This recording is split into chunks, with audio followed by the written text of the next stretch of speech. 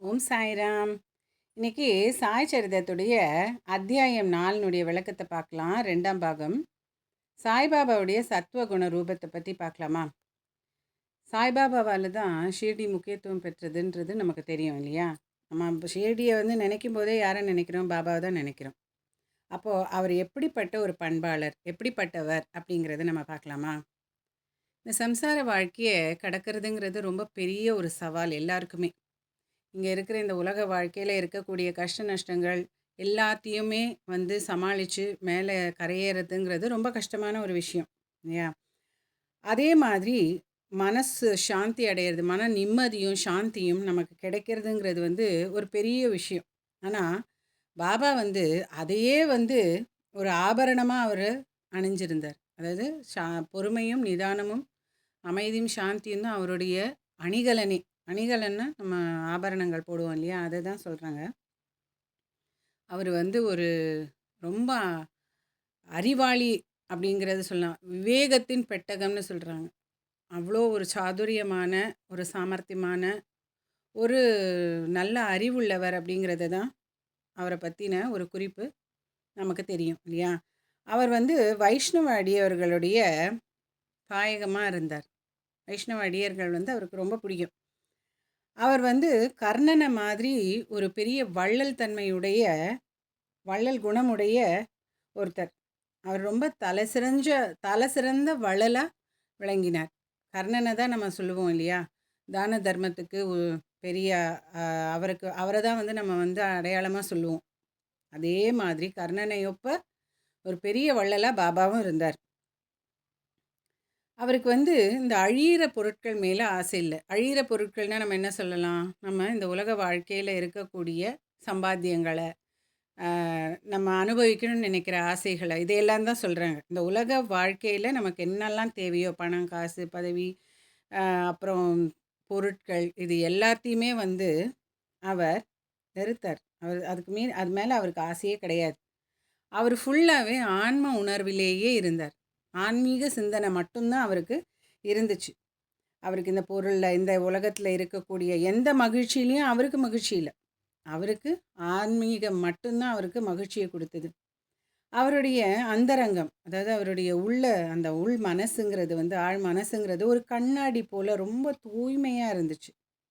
அவருடைய மொழிகள் எப்போவுமே இனிமையானதாக, கனிவானதாக, அவர் என்ன சொன்னாலும் அதை கேட்கக்கூடிய அளவுக்கு இனிமையானதாக இருந்துச்சு, தூய்மையானதாக இருந்துச்சு. பணக்காரர், ஏழை அப்படிங்கிற பாகுபாடே கிடையாது. எல்லாருமே அவருக்கு சமம்தான். கடவுள்கிட்ட நம்ம எல்லாரும் சமங்கிற மாதிரி இவர்கிட்டையும் எல்லாருமே சமம்தான். புகழ்ச்சி, இகழ்ச்சி, இதை கூட அவர் தெரிஞ்சுக்கவும் விரும்பலை. அதை பற்றி மதிக்கவே இல்லை. யார் அவர் இகழ்ந்தாலும் அவர் அதுக்கு கவலைப்பட்டதில்லை. யார் அவர் புகழ்ந்தாலும் அதுக்கும் அவர் ரொம்ப மதிப்பு கொடுத்தது கிடையாது. எல்லா உயிர்களுக்கும் அவர் தான் இறைவன் அப்படிங்கிற அளவுக்கு அவர் வாழ்ந்தார். சரளமாக அவர் எல்லார்கிட்டேயும் ரொம்ப நல்லா பேசுவார். எல்லார்கிட்டேயும் அழகாக, அன்பாக எல்லார்கிட்டேயும் பழகினார். நடிப்பை தொழிலாக கொண்டிருக்கிற குமரிகளுடைய அந்த நாட்டிய மங்கைகள் இருப்பாங்க இல்லையா? அவங்களுடைய நாட்டியங்களை இவர் ரொம்ப ரசித்தார். கஜல் பாடல்கள், தெம்மாங்கு பாடல்களை அதாவது இங்கே நம்ம இந்த நாட்டுப்புற பாடல் சொல்லுவோம் இல்லையா? அங்கே அதை கஜல்னு சொல்லுவாங்க. எல்லாத்தையுமே அவர் ரசித்தார். இந்த உலகத்துக்குள்ளே இருக்கக்கூடிய சந்தோஷங்களை அவர் ரசித்தார். ஆனால் கொஞ்சம் கூட அந்த சமாதியஸ்த நிலையிலிருந்து அவர் தவறவே இல்லை. அதாவது தனக்கும் இந்த உலகத்துக்கும் எந்த பந்தமும் இல்லை, எந்த பற்றும் இல்லை, எந்த பாசமும் இல்லை அப்படிங்கிற அந்த லெவல்லையே இருந்து தான் அவர் அந்த உலகத்து நாட்டியமாகட்டும், நாடகமாகட்டும், பாட்டாகட்டும் எல்லாத்தையுமே அவர் ரசித்தார். அல்லாவுடைய நாமம் எப்போவுமே அவர் வாயில் இருக்கும். நமக்கு தெரியும் இல்லையா? அல்லா மாலிக்குன்னு அவர் எப்போவுமே சொல்லுவாருன்னு. அந்த நாமம் அவருக்கு எப்போவுமே வாயில் இருக்கும். அவர் இந்த உலகம் விழிச்சிருக்கும்போது அவர் தூங்கினார். இந்த உலகம் தூங்கும்போது அவர் விழிச்சிருந்தார். அவர் சுறுசுறுப்பாக இருந்தார் அந்த டைமில். அவருடைய இருப்பிடம் என்ன, எங்கே அவர் இருப்பாருங்கிறத நம்மளால் தீர்மானமாக சொல்லவே முடியாது. அதே மாதிரி அவருடைய செய்கைகளும் எப்படி வந்து அவர் செய்வாரு? என்ன செய்வாரு? இந்த நிமிஷம் என்ன பண்ணுவாரு? அடுத்த நிமிஷம் என்ன பண்ணுவாரு? அப்படிங்கிறதே வந்து தெரியாம ஒரு புரியாத புதிரா இருந்துச்சு. அவர் ஒரு இடத்துல தான் வாழ்ந்தார். ஆனா, இந்த உலகத்துல இருக்கிற அத்தன விஷயங்களும் அவருக்கு தெரியும். அவருக்கு அத்துப்படி. நம்ம சொல்லுவோம் இல்லையா? "இவ வீட்லயே இருக்கா பாரு, ஆனா எல்லா கதையும் தெரியுது" அப்படின்னு. அதே மாரி அவர் வந்து ஒரு இடத்துல இருக்காருன்னு தான் பேரு. ஆனா, மொத்த விவரங்களும் வந்து அவருக்கு தெரிஞ்சது. அவர் சர்வாந்தர்யாமியாக இருந்தார் அப்படிங்கிறது நம்ம சொல்லுவோம் இல்லையா அடிக்கடி? அதே மாதிரி எல்லா விஷயங்களையும் தெரியற அளவுக்கு ஆனா சர்வாந்தர்யாமியாக அவர் இருந்தார். அவருடைய தர்பார் வந்து ரொம்ப அழகா இருந்துச்சு. எப்படின்னா, நூற்றுக்கணக்கான கதைகள வந்து அவர் சொல்லிக்கிட்டே இருப்பாராம். அந்த தர்பார்ல உட்காந்துட்டு. ஆனாலும், மௌன விரதத்திலிருந்து எம்மியளவும் பிறழவில்லை. அவர் இவ்ளோ கதைகள் சொல்லி, தொடர்ந்து கதைகள சொல்லி பேசிக்கிட்டே இருந்தாலும், மௌன விரதம்னு வந்துட்டா, அவர் அதிலருந்து மாறவே மாட்டார். அப்படியே மௌனியாவே இருந்துருவார். அதே மாரி எப்பவுமே அவருடைய ஆசனம் அவர் எப்படின்னா, மசூதியில அந்த செவுத்துல சாஞ்சுகிட்டு, அப்படிதான் வந்து எப்பவுமே உட்காந்துட்டுருப்பாராம். கால காலையில, மாலையில, மதியத்தில எப்பவுமே இவர் வந்து லெண்டிங்கிறது வந்து அவரு வச்சார் இல்லையா தோட்டம், அந்த தோட்டத்த தான் லெண்டின்னு சொல்லுவாங்க. சாவடி. சாவடி வந்து எங்க? அவர் வந்து படுக்கக்கூடிய இடம். அததான் சாவடின்னு சொல்லுவாங்க. இவ இத பார்த்துட்டு எப்பவுமே இவர் வந்து அங்க வாக்கிங் போயிட்டுருப்பார். இங்கேக்கும், அங்கேக்குமா வாக்கிங் போயிட்டுருப்பார். ஆனாலும், எப்பவுமே வந்து அவருடைய ஆன்ம உணர்வுல, அவருடைய அந்த ஆத்மா சம்மந்தப்பட்ட அந்த ஆன்மா விஷயம் சம்மந்தப்பட்டதிலேயே அவர் ரொம்ப கண்ணும் கருத்துமா இருந்தார். சித்தரா தான் இருந்தாரு. ஆனா ஒரு சாதகரை போன்று, பெரிய ஆள மாரி அவர் வந்து இருந்தார், நடிச்சார். எளிமையா, ரொம்ப அமைதியா, ரொம்ப அகங்காரமே இல்லாம, எல்லாரையுமே வந்து மகிழ்விச்சார்.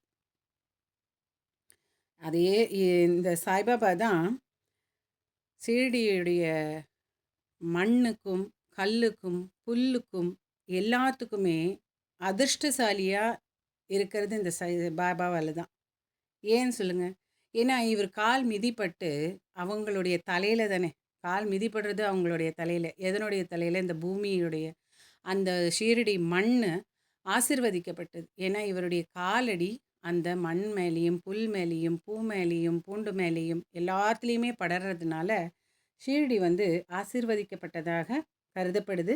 மேலும் இந்த தாவரங்களும் இவைகளும் ஆசீர்வதிக்கப்பட்டவை அப்படின்னு சொல்லி சொல்றாங்க.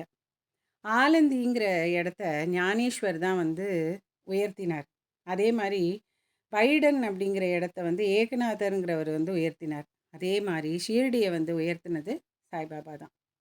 அவருடைய கால் மிதிப்பட்ட புல்லின் அரும்புகளும், கற்களும் ஆசீர்வதிக்கப்பட்டவைகள். அவங்க ஆசீர்வாதம் பண்ண நமக்கு நமக்கு அந்த பாக்கியம் கிடைக்கலல்ல. ஆனா அந்த புல்லுக்கும், பூண்டுக்கும் பாக்கியம் கிடைச்சிருக்கு. எளிதாக சாயியுடைய திருவடிகள அதுங்க அந்த புல் பூண்டால முத்தமிட முடிஞ்சுச்சு. திருவடி தூளிகள அதுங்களுடைய தலையில ஏத்தி சுமக்க முடிஞ்சுச்சு. அந்த அளவுக்கு பாக்கியம் செஞ்சது அந்த மண். அந்த நமது அடியவர்களுக்கு வந்து ஷீரடிங்கிறது வந்து பாபாவுடைய அடியவர்கள் எல்லாருக்குமே வந்து ஷீரடிங்கிறது இன்னொரு பண்டரிபுரம். பண்டரிபுரம்ங்கிறது யாரு? நம்ம வந்து சொல்லுவோம். பண்டரிபுரத்தில இருக்கிறது வந்து ரகுநாதரும், விட்டலும், மாயியும். அப்படி தானே நம்ம சொல்லுவோம். அந்த மாதிரி. அதாவது பெருமாளையும், மகாலட்சுமியும் தான் அவங்க வந்து அங்க பண்டரிபுரத்தில வணங்கினாங்க. விட்டல், ரகுநாதர், மாயி அப்படின்னு தான் சொல்லுவாங்க. அந்த மாதிரி ஷிரடி வந்து ஒரு பண்டரிபுரமா இருந்தது. ஒரு ஜெகந்நாதமா இருந்தது. துவாரகையா இருந்தது. காசியா இருந்தது. ராமேஸ்வரமா இருந்தது. பத்ரி, கேதாரம், நாசிக், திரம்பகேஸ்வரம், உஜ்ஜயினி, மகாகாளீஸ்வரர் அல்லது மகாபலீஸ்வர கோகர்ணம் அப்படிங்கிற மாரி ஆயிடுச்சு ஷிரடி. இப்போ ஒவ்வொரு இடத்துலயும் நமக்கு வந்து அந்தந்த ம் எந்தெந்த சாமிய நம்ம வணங்குவோம் அப்படின்னா, பரமேஸ்வரன வணங்குவோம். ஒரு இடத்துல விஷ்ணு பகவான வணங்குவோம். அந்த மாதிரி ஷிரடியில வந்து பாபாவ வணங்குற அளவுக்கு ஷிரடி ஒரு உயர்வான ஒரு இடமா, அதே அந்தஸ்தோட வந்து நின்றுச்சு. யாரால? நம்ம பாபாவால. ஷிரடியில் சாய்பாபாவுடன் தொடர்பு கொள்வதே நமது வேதமும், தந்திரமும். அங்க வந்து அவரோட நம்ம ஐக்கியமாவறது, அவர் கூட நம்ம இருக்கிறது, அப்படிங்கிறது தான் நம்மளுடைய வேதமாகவும், ஒரு தந்திரமாகவும் இருந்துச்சு. எதுக்கு? இந்த உலக உணர்வை வந்து தணிச்சு நம்மளுடைய சுய உணர்வை உடனடியாக நமக்கு அதை பெற்றுத்தர்றது. உலக உணர்வுலேருந்து நம்ம வெளியே வந்து நம்ம ஆன்மீகத்துக்குள்ளே போய் அதுக்கப்புறம் தான் நம்ம முக்தி மோட்சம் அப்படிங்கிற விஷயங்களுக்குள்ளே நம்ம போக முடியும் இல்லையா? அதுக்கு ஷீரடி வந்து ஒரு உதவிகரமாக இருக்கும். இதனுடைய தொடர்ச்சியை நம்ம அடுத்த பகுதியில் பார்க்கலாம். ஓம் சாய்ராம், ஜெய் சாய்ராம், ஜெய் ஜெய் சாய்ராம்.